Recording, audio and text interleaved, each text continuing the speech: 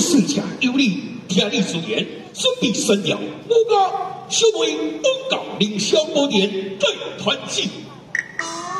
团行就是，这是红哥要继续领先哦。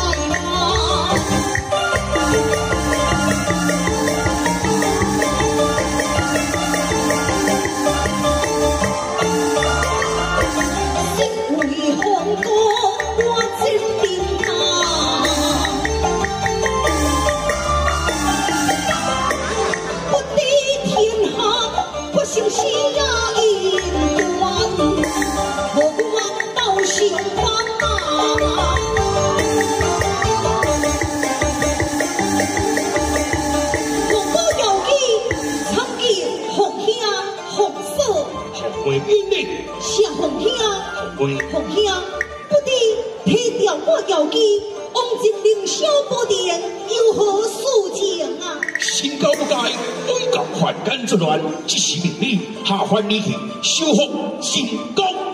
这个神功跳起来，好像就也是以雷震来修炼。既然红兄令你信任我药机，我身为你的后妹。 算起来也是皇亲国戚，必须为你天下拍牌。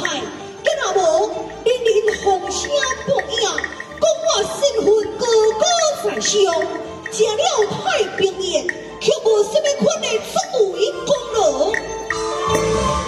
多谢皇兄一旦奉赦，予我这次机会亮点表现，我下凡你去，绝对守护成功。 为何红兄你前来失望啊？但害你大功回转咯。那安尼我身体点了。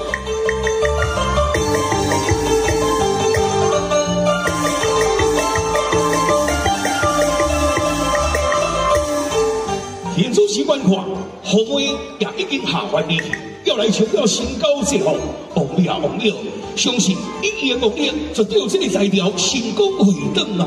希望人体平安，上你成功幸福。一言多说，就是两旁回家。